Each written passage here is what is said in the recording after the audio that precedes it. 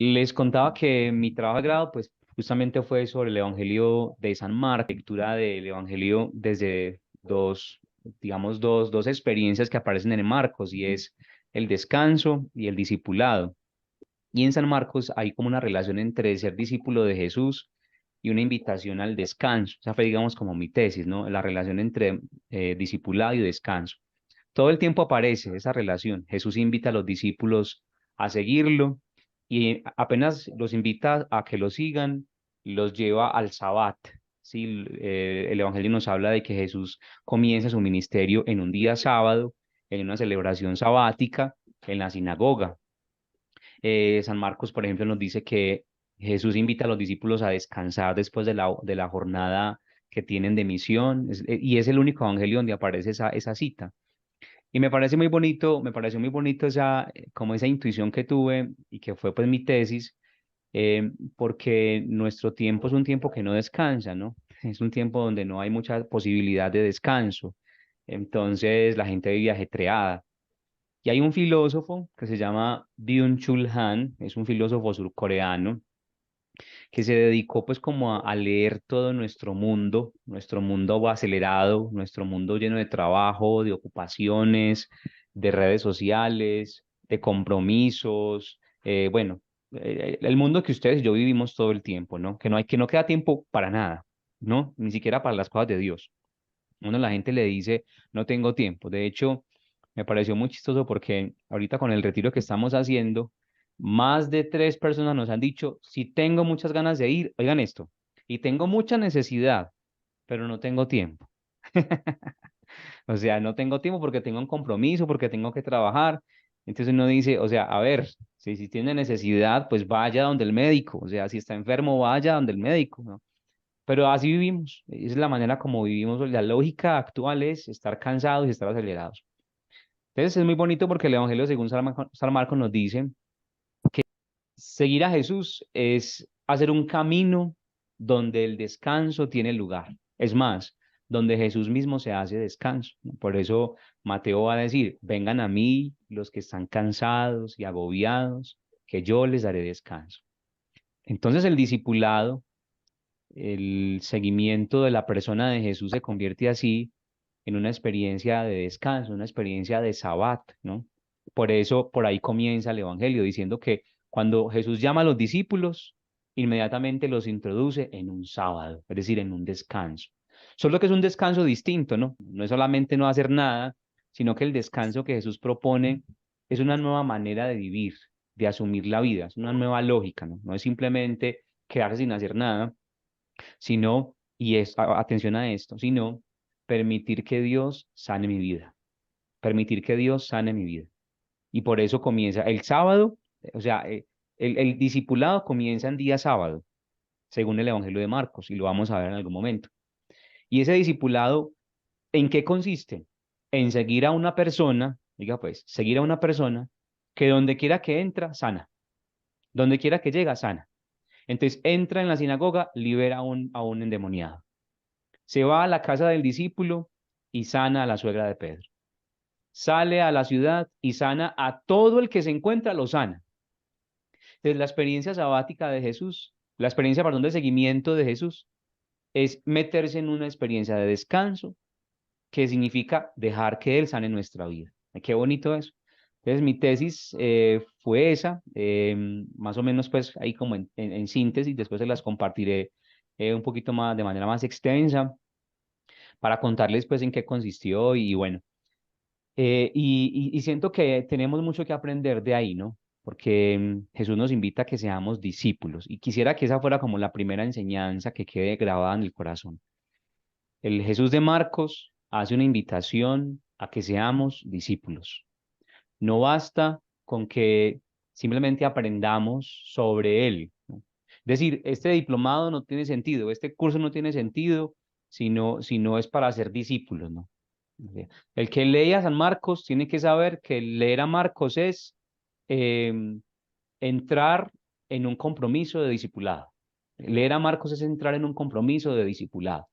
Yo, yo deseo ser discípulo de Jesús y necesito saber qué significa eso. Yo lo único que quiero hacer es como un acercamiento al Evangelio para que lo leamos con un corazón abierto y con un corazón creyente, ¿no? En el curso pasado que hicimos sobre cómo interpretar la Sagrada Escritura, yo les decía que el reto está no simplemente en leer y en saber mucho de Biblia, sino en leer con un corazón abierto, ¿no? Con un corazón dispuesto. Que lo que Dios quiere es hablarle a las personas, o sea, el sueño de Dios es comunicarse con su pueblo. Lo que Dios más ama es comunicarse con nosotros, o sea, el placer de Dios es hablarle a su pueblo y que su pueblo lo escuchen. Por eso el primer mandamiento es, escucha Israel, el Señor tu Dios es solo uno y ámalo, ¿no? Ámalo. Pero primero escucha. El placer de Dios, el sueño de Dios con su criatura, que somos nosotros, es que lo escuchemos, que lo escuchemos. El curso se llama Cristianismo en tiempos de crisis, una lectura del Evangelio según San Marcos. ¿Y por qué ese nombre tan dramático? Pues precisamente porque San Marcos es un evangelio más bien dramático. San Marcos se ubica en un contexto de crisis, o sea, el que escribe el evangelio, el contexto histórico del evangelio es un contexto bastante crítico, ¿no? Y por eso, cuando vayamos leyendo algunos apartes del Evangelio, vamos a encontrar que San Marcos habla con mucha dureza de la vida, ¿no? Y habla con mucha dureza sobre todo del seguimiento de Cristo. Seguir a Cristo no es algo fácil. ¿Por qué? Porque el que sigue a Cristo tiene que enfrentarse ante serias persecuciones, serias persecuciones. Y pienso que esta lectura que vamos a hacer de San Marcos es muy actual porque nosotros. Miren, yo no quiero ser caótico ni dramático, pero pienso que estamos caminando hacia un mundo eh, a cristiano e incluso anticristiano. Es más, más que anticristiano, pienso que es un mundo antirreligioso, ¿no? Es un mundo que no le interesa la religión. Entonces uno se encuentra hoy en día con padres de familia que dicen, yo no meto a mi hijo a un colegio católico porque le van a hablar de religión y me parece que los hijos no tienen por qué escuchar de religión y que los adoctrinen, sino que ellos mismos decidan después. Entonces, es un mundo que se está preparando no solamente para no creer en Cristo, sino para perseguir a Cristo, ¿no? Y para perseguir a los cristianos. Si usted tiene valores cristianos muy arraigados, ya va a comenzar como a incomodar, ¿no? En ciertos contextos, en ciertos determinados espacios, usted va a empezar a incomodar. Por eso este evangelio es importante leerlo hoy, porque es el evangelio que nos dice que ser cristianos, que ser discípulos de Jesús implica persecución, pero que hay unas tablas de salvación en medio de esa persecución, ¿sí? La pregunta grande del Evangelio es, ¿quién es Jesús? Y una pregunta también grande es, ¿qué es ser cristiano? ¿Quién es Jesús y qué significa ser cristiano en un contexto que puede ser hostil para nosotros? Vuelvo y digo, creo que nosotros caminamos hacia un mundo sin cristianismo y más aún a un mundo sin religión. ¿Sí? Pocas veces la gente permite que uno le hable de religión. A mí me invitan a predicar a muchas partes, a muchas comunidades y muchas veces a empresas y a lugares donde le dicen a uno, ve Andrés, me gustó mucho algo que dijiste en una charla y quiero que lo escuchen mis compañeros de trabajo, pero te voy a pedir el favor de que no hables de Dios, que no hables de Jesús, ¿no? Háblales de los valores, háblales de no sé qué, pero no les hables de Dios, no les hables de Dios. Y bueno, pues es que es eso, o sea, es el mundo donde ya hablar de religión como que resuena y fastidia los oídos, pero pienso que también hay que tener cierta valentía. Entonces, San Marcos, cristianismo en tiempos de crisis, eh, no solamente es el tiempo de San Marcos el que es crítico, sino también nuestro tiempo, ¿sí? Nuestro tiempo es un tiempo crítico.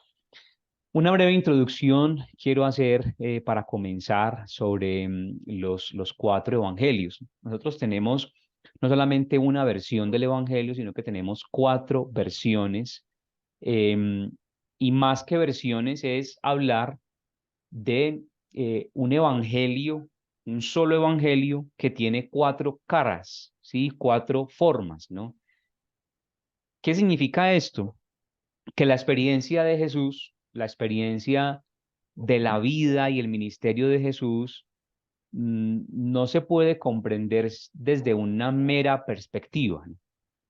Cada evangelio tiene diferencias, tiene diferentes énfasis, intereses distintos, perspectivas e imágenes de Jesús distintas. Y lo que quiere lo que quiere cada uno de los evangelios es transmitirnos una cara de Jesús, una imagen de Jesús, responder a la pregunta, ¿quién es Jesús? ¿Quién es Jesús? Y esta pluralidad en respuestas, es decir, el que sea plural, la respuesta que esté en cuatro caras, en cuatro versiones, nos dice algo. Y es que a Jesús hay que captarlo como una experiencia personal, comunitaria, pero que suele ser distinta, ¿no? Cada uno tiene que hacer un camino de encuentro con Jesús personal. O sea, cada uno tiene que hacer un encuentro con Jesús que lo ponga de cara ante la persona de Jesús, ¿no? No solamente, digamos, en aspectos de fe, sino ante la vida, ¿no? Ante la vida misma. Entonces, el Evangelio es un conjunto, lo que conocemos como el Evangelio es un conjunto de cuatro perspectivas sobre quién es Jesús, ¿no? ¿Quién es Jesús? Y aquí están, digamos, como las cuatro perspectivas que nosotros conocemos de manera gráfica con la imagen de el león, bueno, del hombre, del león, del toro y del águila. Estas cuatro figuras con las que representamos a los evangelios son las figuras de los cuatro vivientes del Apocalipsis. Las figuras del Apocalipsis, de los cuatro vivientes del Apocalipsis. Y bueno, la tradición, digamos que en un ejercicio pues como catequético, lo que hizo fue decir que esas cuatro vivientes se asemejaban a los cuatro evangelistas. Entonces, por ejemplo, el Evangelio según San Mateo se representa con la imagen del hombre, el Evangelio según San Marcos con la imagen del león, el Evangelio según San Lucas con la del toro y el Evangelio según San Juan con la imagen del águila, ¿no? Eso es una representación, ustedes la van a ver en sus iglesias. Cuando vaya a la iglesia, se va a dar cuenta que aparece por lo regular en los púlpitos o en el techo, aparecen estas cuatro figuras, un hombre, un león, un toro y un águila. ¿Y por qué? Pues bueno, una explicación más bien pues como catequética de los padres de la iglesia era que pues se le adjudica el hombre a Mateo porque Mateo comienza hablándonos de Jesús desde su genealogía.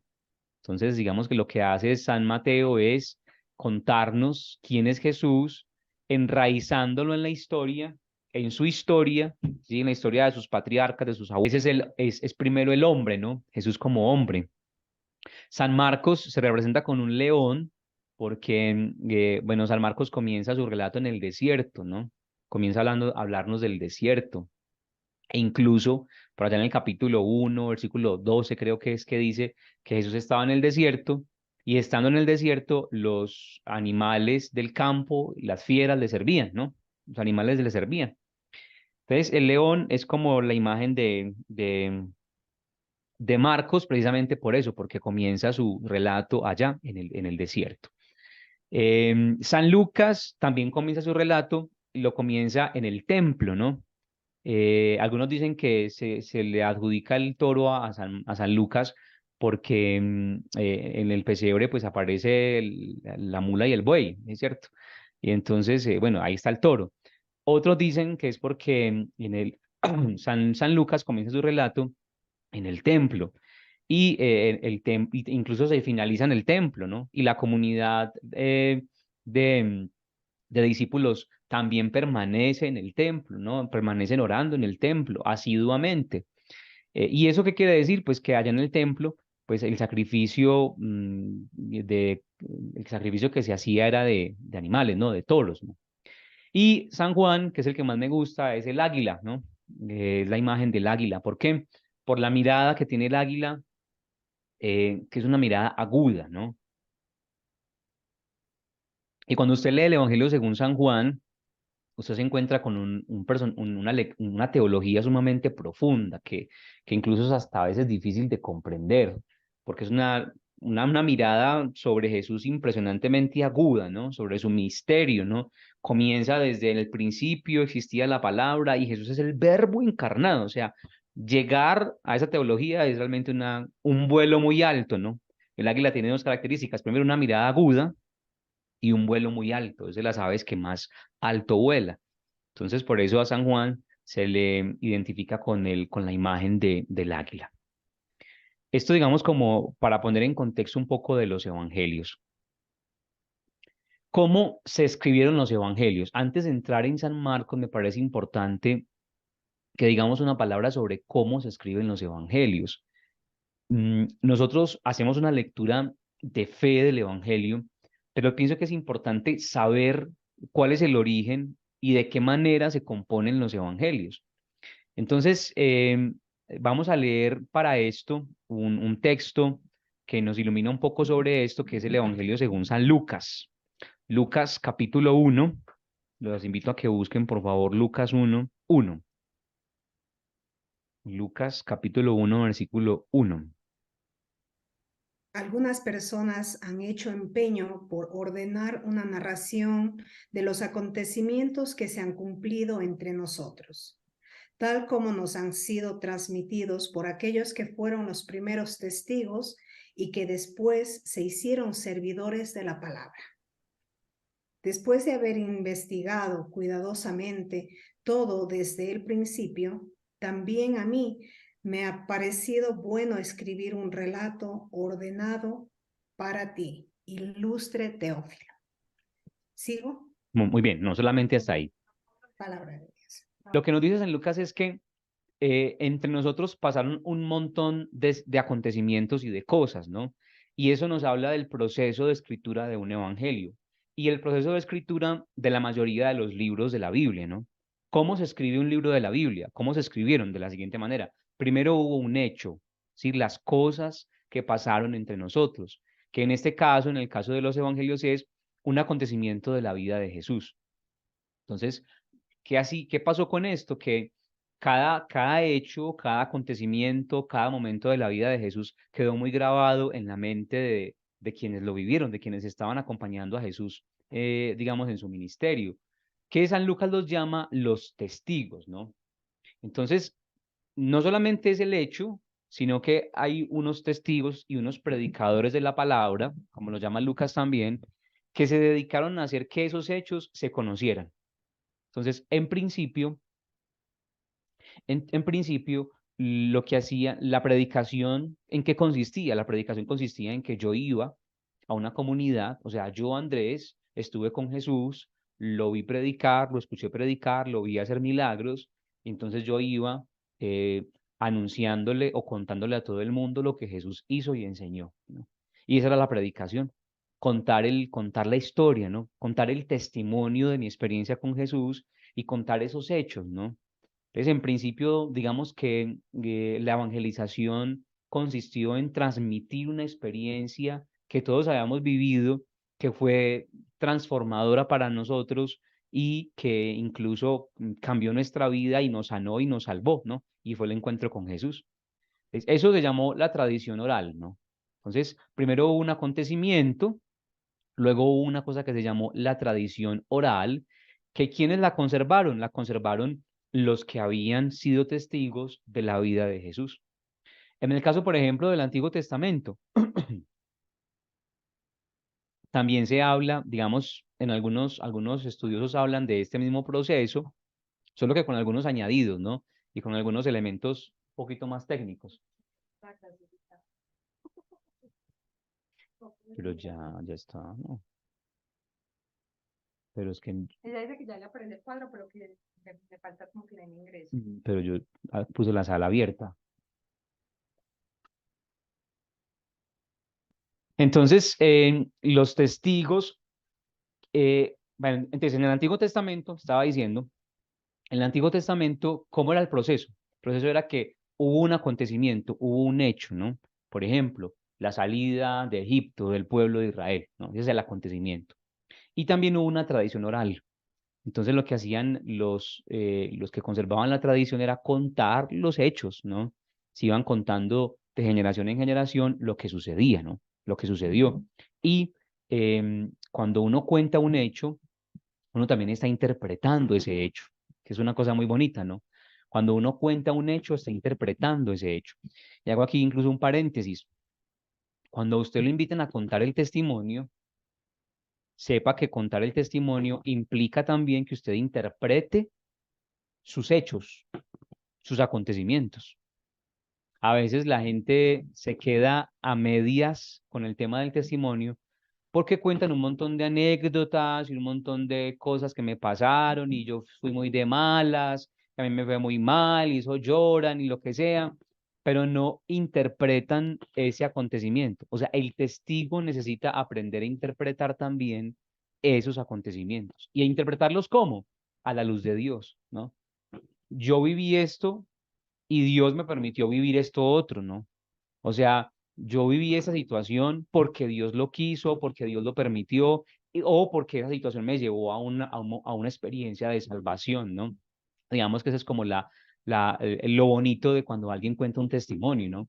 Que nos diga qué significó para usted ese hecho. Es que se me murió un hijo, bueno, y cuando se encontró con Jesús, para usted, ¿qué significó ese hecho? No, es que me quedé sin empleo 3 años y después me encontré con Jesús, ¿no? Pero ¿y qué significó para usted haberse quedado 3 años sin trabajo y después encontrarse con Jesús? O sea, ¿cómo interpreta usted eso, no? Entonces, usted sin duda va a decir, pues esa crisis me llevó al encuentro con Jesús. Esa crisis me llevó al encuentro con Jesús. Entonces, el testigo es el que conserva una tradición oral, ¿no? Luego de la tradición oral viene algo que es el proceso de redacción, que precisamente es de eso de lo que está hablando Lucas. Lucas nos está diciendo que él quiere escribir.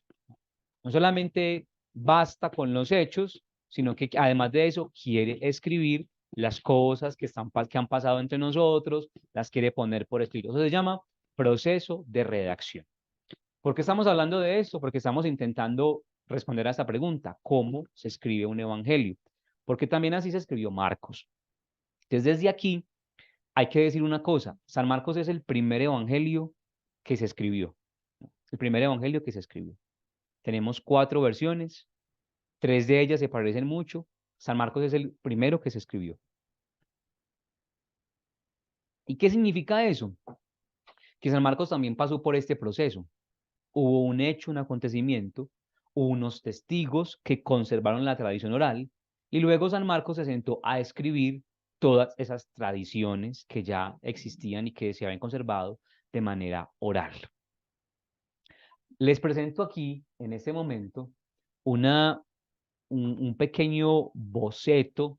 Lo voy a pasar rápido porque tampoco es que sea muy importante para la salvación, pero sí es importante que ustedes que están haciendo un curso de San Marcos, pues lo sepan. Y es cómo se escribieron los evangelios desde la teoría de las dos fuentes, ¿no? Para que vean una cosa. Aquí están los 3 evangelios, lo que llamamos los evangelios sinópticos. Atención a esto. Son los evangelios sinópticos. ¿Cuáles son? Mateo, Marcos y Lucas. Son los 3 evangelios sinópticos. ¿Por qué se llama así? Porque son los evangelios que se pueden. Lo mismo que le mandaste por la interpretación. Y ahí si tú entras, pero como no es la parte. Entonces, ¿qué es lo que se puede? Amor, me estás desconectando tanto. ¿En qué iba? Bueno, le estaba diciendo que aquí están los 3 evangelios sinópticos. Ah, no, ¿qué son los evangelios sinópticos? En eso iba, en eso iba. ¿Qué son los evangelios sinópticos? Son aquellos evangelios que tienen muchos parecidos. Entonces, cuando ustedes escuchen que un predicador dice, no, y los evangelios sinópticos son Mateo, Marcos y Lucas. Mateo, Marcos y Lucas. ¿Por qué se llaman así? La palabra sinopsis en griego es una palabra griega más bien, que significa sin, significa con, y opsis o óptico significa vista, a una vista. Entonces significa que usted puede coger Mateo, Marcos y Lucas en 3 columnas y compararlos y ver cuál es la diferencia entre uno y otro y lo que comparten, y etcétera, etcétera. Entonces, ¿cómo fue el proceso de escritura de estos de evangelios? Realmente fue muy sencillo. ¿Por qué? Porque San Marcos es el primer redactor, es decir, el primero que capta todas las experiencias que ya estaban, digamos, en el testimonio y en la vida de la comunidad, ¿no? Del cristianismo. Es Marcos escribe. Y hay, además de eso, una fuente que los alemanes llaman así, fuente, en esa expresión, la expresión Quelle en alemán significa fuente, ¿no? Cuando ustedes escuchen que un predicador dice o un profesor de Biblia dice, la fuente Q, es esa, ¿no? Entonces, San Marcos se convirtió en una fuente para que Mateo y Lucas escribieran. Y la fuente Q, que es una fuente que le pusieron así el nombre los alemanes, y es más bien como los dichos de Jesús, los hechos de Jesús, que iban quedando como en la memoria de todos y que todos ya tenían como muy metidos, ¿no? Y que era una fuente, ¿no? Se convirtió en una fuente de escritura también, ¿sí? Estaba esa fuente. Entonces, cuando Mateo va a redactar su evangelio, tiene en un lado a Marcos y en otra parte los dichos de Jesús, que son la fuente Q. Y cuando Lucas va a escribir su evangelio, también se basa en Marcos y se basa en la fuente Q. Pero Porque, Andrés, sí, yo le pregunto, siendo Marcos que no fue discípulo de Jesús, él tuvo que tener escritos o pergaminos de donde sacó todos los dichos y todo lo que hizo Jesús, todos los milagros y todo. claro, por eso hablamos, Angelita, Marcos no fue discípulo de Pero ahí Jesús. están, pero no fue, pero entonces en la fuente Q está todo eso, Sí, milagros y todo eso. Ah, sí. ya. O sea, la fuente Q, digamos que es de donde se estaban como condensadas, o más bien, la condensación de todos esos dichos y expresiones de Jesús. Pero San Marcos no bebió de la fuente Q, de la fuente Q. San Marcos redacta su evangelio simplemente del testimonio, según dice Papías, del testimonio de Pedro, ¿no? Lo que dicen los padres de la iglesia, hablando del autor de San Marcos, dice que Marcos era como una especie de intérprete o secretario de Pedro.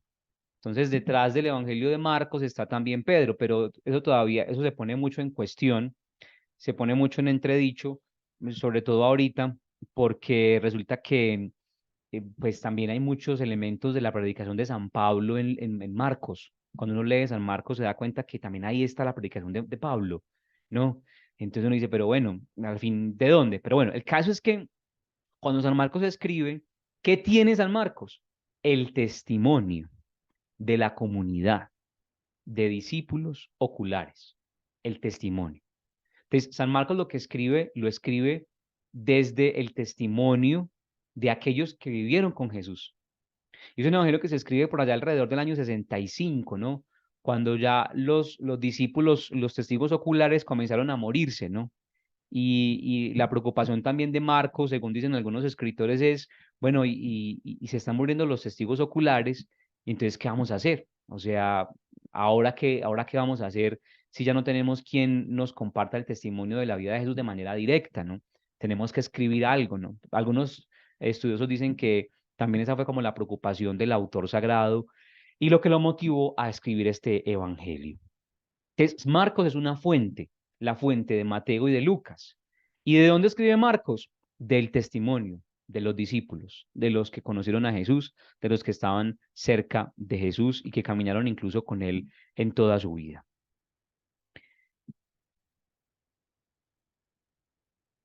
Cada evangelio tiene un énfasis teológico, creo que lo dije al principio de esta clase. Cada evangelio tiene un énfasis teológico, es decir, una preocupación, ¿no? También incluso una necesidad, responder a una pregunta, ¿no? ¿Cuál es la perspectiva teológica del evangelio según San Marcos? Es decir, ¿Cuál es el sentido teológico de este evangelio? ¿A qué es lo que apunta? Cuando usted lee un libro, todo libro que usted lee, sepa que cada libro que usted lee tiene una intencionalidad. Tiene una intencionalidad. Cada libro que usted lee tiene, digamos, un objetivo. Cuando Gabriel García Márquez escribió Cien años de soledad, tenía un objetivo, ¿no? Cuando Federico Lorca escribe sus poemas, tiene un objetivo. O sea, cada libro tiene un objetivo. ¿Cuál es el contexto? ¿Cuál es la perspectiva teológica que tiene el Evangelio según San Marcos? Pues precisamente para eso es que estamos aquí y por eso vamos a comenzar a leer desde el capítulo 1, versículo 1, que también hace, digamos, como las veces de una especie de introducción al estudio del Evangelio según San Marcos. Vamos a abrir ahora sí Marcos, capítulo 1, versículo 1. Marcos 1:1. ¿Alguien, por favor, puede leer? Marcos, capítulo 1, versículo 1. El comienzo del Evangelio de Jesús, el Cristo, Hijo de Dios, conforme está escrito en Isaías el profeta. ¿Hasta dónde leo antes? Hasta ahí, solamente Marcos 1:1. Ya. Así inicia el Evangelio de Marcos, principio del Evangelio de Jesucristo, Hijo de Dios. ¿Por qué es importante esta primera parte del Evangelio? Porque resulta que, según dicen los estudiosos, esta primera parte nos está dando como algo así como la introducción, pero también el programa de San Marcos, que es lo que San Marcos quiere contarnos. Les han visto que, por ejemplo, García Márquez, cuando comienza sus novelas, García Márquez empieza de atrás para adelante, ¿no? O sea, comienza desde el final. Le da a uno ya el final de la novela y después le cuenta el resto del rollo. San Marcos comienza más o menos así, diciéndonos, les voy a contar sobre Jesús, el Hijo de Dios. Jesús, que es el Cristo, el Hijo de Dios. ¿Qué significa esto? Vamos a desglosar un poquito el significado de estas dos expresiones, porque en realidad aquí hay dos, digamos, dos conceptos, por así decirlo, teológicos que son importantes tener en cuenta. Primero, comienzo del Evangelio de Jesucristo, Hijo de Dios. La palabra que aparece allí, en griego, es la palabra arjé, principio. ¿Qué significa la palabra arjé? Bueno, los griegos, pues ustedes saben que la mayoría de nuestro conocimiento tiene que ver con el mundo griego, ¿no? Toda nuestra ciencia es griega. Por eso los nombres de nuestros científicos son nombres griegos. La psicología, la pediatría, son nombres que provienen del griego, ¿no? Y los griegos tenían una fascinación especial por encontrar el arjé. El arjé no hace referencia como a, bueno, comencemos esto, ¿no? O aquí comienza el programa, no, sino que el principio también tiene que ver con el trasfondo, con lo que hay debajo. Ustedes han visto que las cremas que las mujeres echan en la cara para rejuvenecerse, esas cremas suelen tener un principio activo. Entonces, el principio activo, por ejemplo, del serum, de los serums que ustedes se ponen, que vitamina E, vitamina C, vitamina K, ¿cierto? Entre otras cosas que ya por ahí se inventaron una crema que quita todas las arrugas, ¿no? Hay una crema que quita todas las arrugas y que, mejor dicho, ya usted con una crema no necesita nada más, ¿no? Es la crema bendita para todo, o sea, para todos los problemas de la vida. Se llama la cremación. Entonces, todo chiste malo, pues. El principio, el arjé no simplemente es como que comencemos esto o voy a iniciar a contarles el chisme, sino que detrás del principio, la palabra arjé significa esencia, el principio activo. Entonces, cambie, por ejemplo, la palabra principio por, o comienzo, como muchas Biblias lo traducen, por la expresión esencia. Esencia del Evangelio de Jesucristo, Hijo de Dios. No. Principio activo del Evangelio de Jesucristo, Hijo de Dios. Es decir, el Evangelio que nos va a contar San Marcos, lo que él nos va a transmitir no simplemente es una historiecita, una narración biográfica sobre la vida de Jesús, sino que el interés fundamental de San Marcos es contarnos en qué consiste la vida de Jesús. ¿Cuál es la esencia de la vida de Jesús? ¿No? Si, por ejemplo, a usted le preguntaran hoy en qué consiste, o más bien, qué es lo esencial de su experiencia de Dios, qué es lo esencial de su experiencia, ¿usted qué diría? Si hoy le preguntan a usted, oíste, pues llevas un montón de tiempo siguiendo a Jesús, escuchando de la palabra y yendo a retiros y orando y demás, y te preguntan, bueno, ¿y qué es lo esencial? ¿Qué es lo esencial? ¿Qué es lo que hay en el fondo de toda esa experiencia? ¿Qué sería? ¿Qué sería? ¿No? San Marcos nos dice, yo les voy a contar cuál es el principio, cuál es el trasfondo, cuál es el inicio, ¿sí? ¿Qué es lo básico de la vida de Jesucristo el Señor? Es más, no solamente de la vida, sino de la buena noticia, del Evangelio, ¿no? La palabra Evangelio, ustedes también lo saben ya, es una expresión griega que significa buena noticia o buen anuncio. Se supone que nosotros somos evangelizadores. Es más, se supone que hemos sido evangelizados. Todos los que estamos aquí hemos recibido el Evangelio. ¿Sí o no? ¿Sí o no? Claro. O sea, todos hemos recibido el Evangelio. ¿Y cómo hemos recibido el Evangelio? Si alguien nos pregunta, ¿cuál es el principio? Es más, voy a hacer ese ejercicio ya aquí con ustedes. ¿Cuál es el principio activo? Es decir, ¿cuál es la esencia del Evangelio? Si yo les pregunto a ustedes en este momento eso, ¿ustedes qué me responden? ¿Cuál es la esencia, el principio, la base, el trasfondo del Evangelio de Jesucristo? Y eso, ¿por qué es tan importante? Yo quiero insistir en esto, que lo dije al principio, me estaban todavía algunos, me parece bueno repetirlo.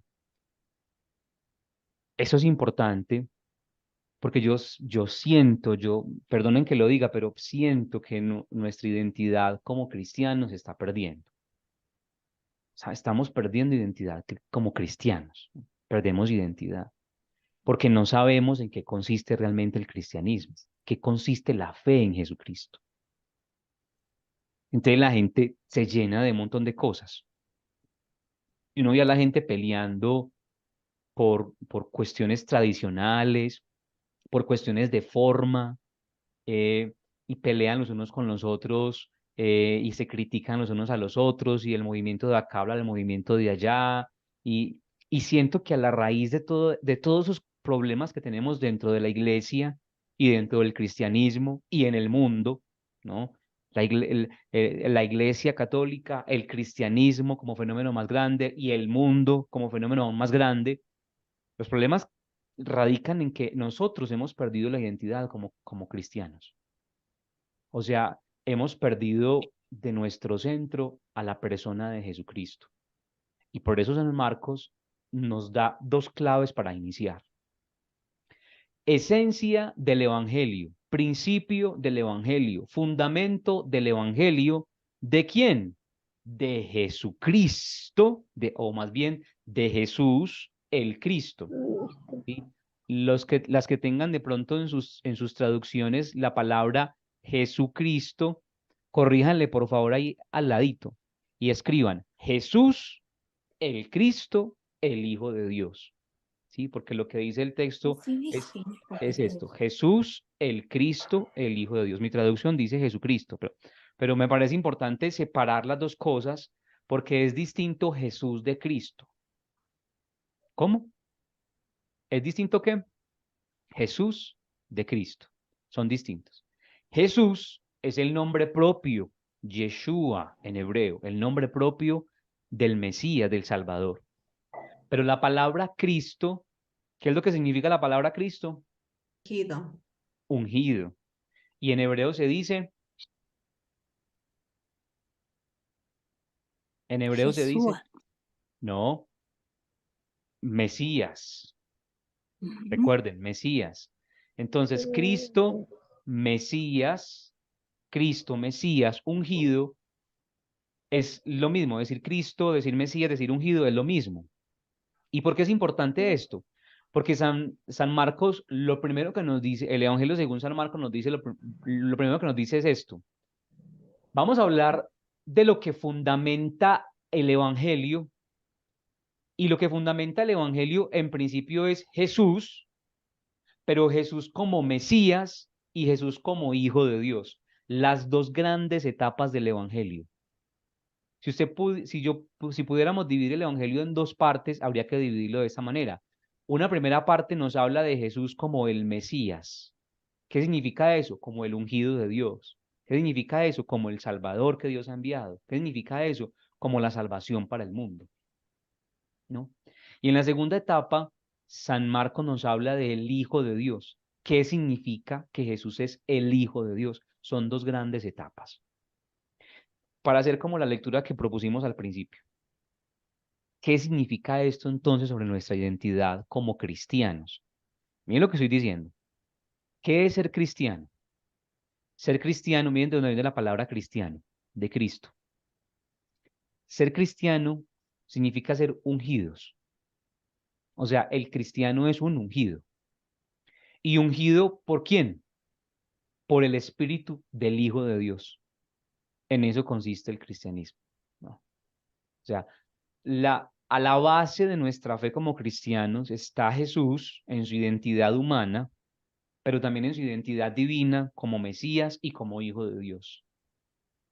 Y nosotros, atención a esto, nosotros nos revestimos de Cristo. O sea, la fe nuestra no es una fe simplemente de conceptos, sino de revestimiento. Una cosa es que usted se aprenda, no sé, aprenda los mandamientos, ¿no? Y otra cosa es que usted se revista de la ley de Dios. Es decir, que usted viva los mandamientos. Entonces, digamos que lo que el programa que nos propone, aquí San Marcos, es un programa realmente muy bonito, porque lo que nos dice es que al contarnos la esencia del Evangelio, nos va a contar también la esencia de ser discípulos o de ser cristianos. Si el problema nuestro es de pérdida de identidad, porque a la gente le da pena decir que es cristiano. Sinceramente nos da pena. Le voy a poner un ejemplo para que usted se avergüence. Lo voy a hacer poner colorado. La voy a hacer poner coloradas un ratico. Como dicen en mi tierra, es mejor colorado un ratico que pálido toda la vida. Cuando usted está en una fiesta con su familia, una fiesta decembrina, y entonces usted siente ganas de rezar, porque es que es el fin de año, y usted quiere rezar, despedir el fin de año rezando, usted se anima a rezar, a tomar de las manos a su familia y decir, vamos a rezar todos y vamos a dar gracias por este año que pasó, vamos a dar gracias a Jesús, que es el Señor, y vamos a empezar este nuevo año entregándoselo a Jesús, que es el Señor. Usted y yo somos capaces, por ejemplo, de hablar de Jesús en los contextos en los que nos movemos, con nuestra familia, con nuestros hijos. Nada más, vea, para que tengan un ejemplo, cada vez que nosotros hacemos retiros, la gente nos dice, ay, qué bueno que mi hija fuera. Y uno dice, pero ¿y por qué no la invita? No, es que me da pena. Pues por eso, ahí está el problema. La pérdida de identidad tiene que ver con que no estamos revestidos de esto que dice San Marcos, de que somos Cristo. Cristiano significa estar revestidos de Cristo, ¿no? Por eso Él nos va a decir, les voy a contar en qué consiste esto de ser cristianos para que ustedes se enamoren de su identidad. Pienso que lo que quiere el Señor con este diplomado, con este curso, es que nos enamoremos de nuestra identidad como cristianos, que seamos capaces de estar convencidos de eso. Es más, nosotros nos hemos dejado robar el, el adjetivo o el nombre de cristianos por los cristianos, por los hermanos separados. Entonces uno va a una comunidad y dice, es que soy cristiano. La gente, ah, sí, usted es hermanito separado. No, pero es que cristiano, yo soy cristiano porque creo en Cristo, en Jesús, ¿no? Y esa es mi identidad. Entonces, aquí están, digamos, los dos títulos de los que nos habla San Marcos. Primer título, Jesús es el Cristo. Cristo, Jesús es reconocido como tal, una sola vez por un hombre. Entonces vamos a ver en el Evangelio las veces en que aparece este nombre adjudicado a Jesús. En algunos momentos, algunos personajes llaman hacia Jesús. Por ejemplo, vamos a abrir Marcos capítulo 8, versículo 29 y 30. Marcos 8, 29 al 30. ¿Quién leyó? Entonces Jesús les preguntó, ¿y ustedes? No. ¿Quién dice que soy yo? Pedro le contestó, tú eres el Mesías. Pero Jesús les dijo con firmeza que no conversaran sobre él. Muy bien, Palabra de- muy bien. Aquí está entonces la única vez fuera del título en que aparece el título de Jesús como Cristo. ¿Quién lo dice? San Pedro o Pedro. Pero dice, tú eres el Cristo, la identidad. ¿Y eso qué significa? Significa que Jesús es el que ha sido ungido por el Espíritu de Dios. En otras palabras, es aquel que está movido por Dios mismo y que su vida toda entera es un testimonio de la presencia de Dios en medio de nosotros. Ese es Jesús, ¿no? Pero ¿qué sucede después? Que San Pedro o Pedro no entiende bien en qué consiste en sí eso de ser Cristo, porque Pedro y los discípulos y toda la comunidad cristiana tenían una esperanza más bien superficial del Mesías. No sé si de pronto han escuchado alguna vez, pero en los tiempos de Jesús se esperaban distintos tipos de mesianismo, ¿no? Entonces, el Cristo, el que se esperaba, habían varias corrientes, ¿no? Entonces, algunos esperaban que fuera un Mesías militar, alguien así como tipo David, que viniera a librarnos del Imperio Romano, que es también lo que muchas veces nosotros esperamos de Jesús, ¿no? Como que nos libre de todas las cosas que nos pasan en la vida y que quite a los malos presidentes y que quite a los malos administradores y lo que sea. Y esa es la imagen del Mesías militar. Habían otros que tenían una especie como de Mesías más bien religioso, que fuera muy puro, que cumpliera la ley. Entonces, cuando San Pedro habla de Jesús como Mesías, parece ser que se queda corto en su imagen de Mesías. Y este es uno de los temas, yo creo que centrales de Marcos.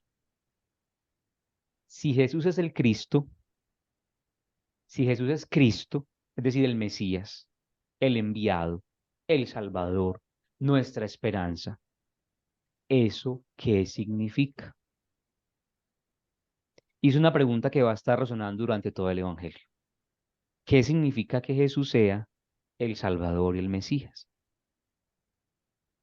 Cuando se acerca al ciego, Jesús le pregunta siempre, ¿qué quieres que haga por ti?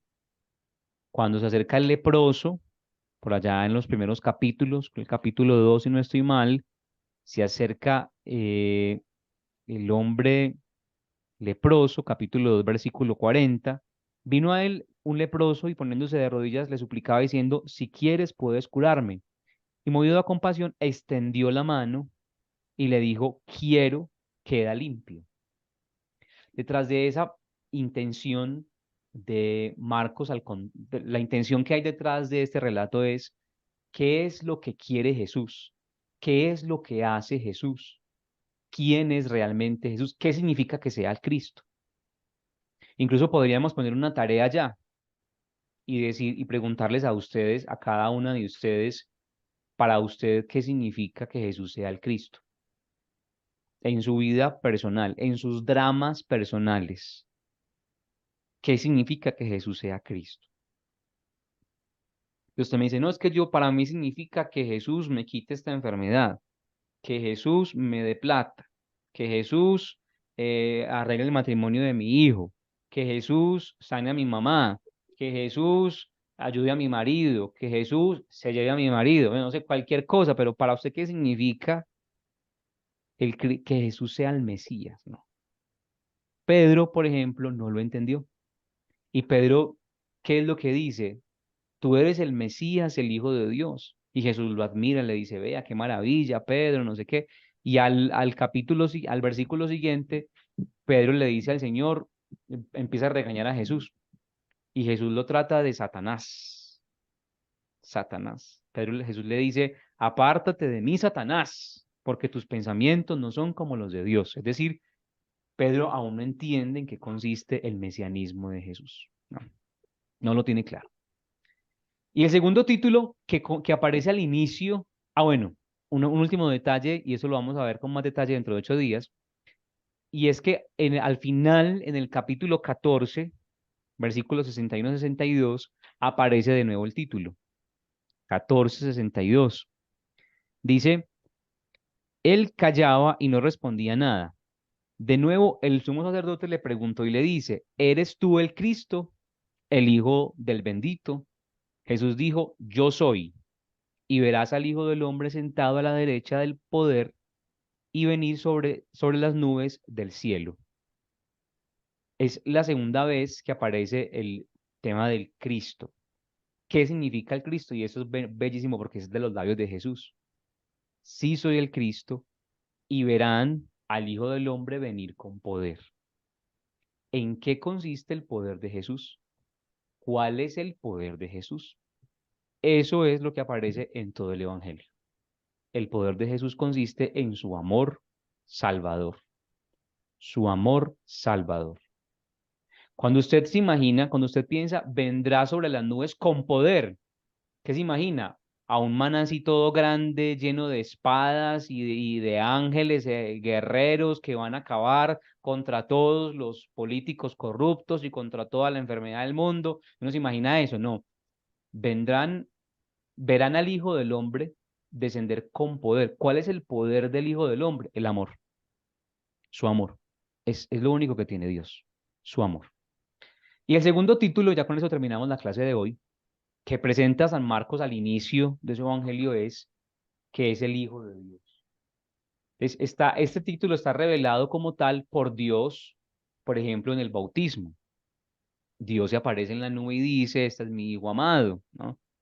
Luego también en la transfiguración lo confirma, este es mi Hijo amado, escúchenlo, ¿no? También los demonios, y esto lo hablaremos dentro de 8 días, los demonios hablan de Jesús como el Hijo de Dios. ¿Qué tenemos nosotros contra ti? ¿O qué tienes tú contra nosotros, Hijo de Dios? Le dicen a Jesús, ¿no? Pero es un título que aparece siempre silenciado por Jesús.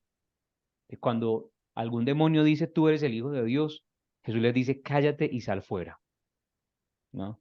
El único que está autorizado para decirlo es el Padre en Marcos. De resto, nadie lo dice. Nadie lo dice. Los demonios lo dicen y Jesús los manda a callar, ¿no? Pero Jesús lo acepta durante su proceso. Es decir, cuando lo acusan aquí en 14:61, dice, sí, sí soy el Hijo de Dios. Es más, soy el Hijo del Hombre, ¿no? Y al final solo se acepta este título cuando un pagano lo pronuncia al pie de la cruz. Nadie más puede decir Jesús es el Hijo de Dios, sino Dios Padre y un pagano que está al pie de la cruz, un centurión romano. ¿Por qué? Este es uno de los grandes misterios del Evangelio según San Marcos y es incluso uno de los temas más fascinantes de los cuales vamos a hablar durante el curso. ¿Por qué? Solamente Dios puede decir que Jesús es Hijo de Dios y por qué los demonios lo dicen y los manda a callar y por qué nadie más puede hablar de Jesús como Hijo de Dios, sino un pagano que está al pie de la cruz. Ese va a ser el tema, uno de los temas que vamos a trabajar en este curso. Preguntas, dudas, inquietudes, comentarios. Entonces, la palabra Mesías, en fin, ¿en qué quedó? Como Salvador, Mesías viene a ser el Salvador. La palabra Mesías significa ungido, el ungido. Y está relacionado, Angelita, Sí. con la unción regia, con la unción del rey. Cuando se elegía un rey, se le ungía con aceite. Mm, Y esa unción es signo del Espíritu. sí, La unción en el Antiguo Testamento es signo del sí. Espíritu, que se derrama sobre una persona, porque el aceite es signo del Espíritu. Ustedes saben que el aceite es uno de los símbolos que se utiliza para hablar del Espíritu Santo. ¿Por qué? Porque el aceite es una de las sustancias que mayor capacidad de penetración tiene. Cuando un aceite toca algo, inmediatamente llega hasta lo más profundo, o sea, penetra. Entonces, es signo de la presencia del Espíritu Santo. Y la palabra Mesías Mm, está muy padre. relacionada con la unción del rey. Entonces, ¿qué es lo que se esperaba? Se esperaba a un ungido de Dios, a un ungido de parte de Dios, que salvara al pueblo, ¿no? La esperanza del pueblo en el Mesías es alguien que esté lleno de Dios, muy ungido por Dios y que salve a su pueblo. Por ejemplo, durante toda la historia de Israel hubo varios que hicieron ese papel. Por ejemplo, los jueces, los profetas, tenían, digamos, como la unción del Espíritu y guiaban al pueblo. Pero los jueces tenían un papel importante en la historia de Israel porque ellos eran como los que en momentos de crisis Dios los ungía, los llenaba de poder y se enfrentaban ante las crisis del pueblo, ¿no? Entonces salvaban al pueblo, armaban una guerra, por ejemplo, el tema de lo que hizo Gedeón, lo que hizo Débora y todos los jueces de Israel. Son ungidos de Dios, ¿no? Entonces la palabra Mesías, en griego se dice Christos, Christos, tiene que ver con esa unción del rey. ¿Y por qué se relaciona con Jesús? Porque Él es el ungido de Dios para salvar al pueblo. La pregunta es, ¿qué tipo de ungido es? ¿Qué tipo de salvación ofrece? Eso es lo que San Marcos nos quiere contar en todo Ujú. su evangelio. En todo su evangelio. O sea, no basta con saber. Miren, aquí por eso les digo al final. Marcos nos presenta la respuesta a la pregunta desde el inicio. ¿Cuál es la pregunta? ¿Quién es Jesús? Entonces, usted podría, si usted es un estudiante flojo, pues lee el capítulo 1, versículo 1 y ya sabe quién es Jesús. Cristo, el Hijo de Dios. Listo. Lección aprendida.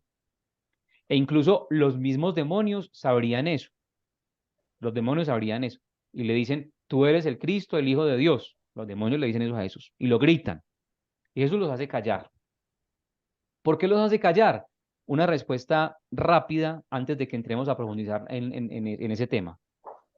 Porque conocer a Jesús, ¿por qué Jesús hace callar a los demonios? Y porque incluso Marcos desde el principio nos dice que Él es el Mesías, como revelándonos el secreto desde el principio.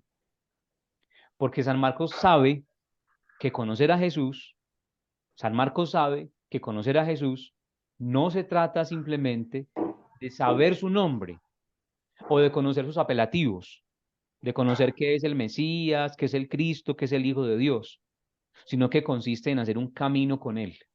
Saber quién es Jesús no es simplemente aprenderse el catecismo de memoria, sino hacer un camino serio de discipulado, de seguimiento, de amor, de salvación y de sanación de la persona de Jesús. Por eso desde el principio nos dice, Él es el Cristo, el Hijo de Dios, sí, pero ¿eso qué significa? Eso es lo que vamos a ver durante el resto de este curso. ¿Qué Ujú. significa que Jesús sea el Mesías y el Salvador? Terminemos orando.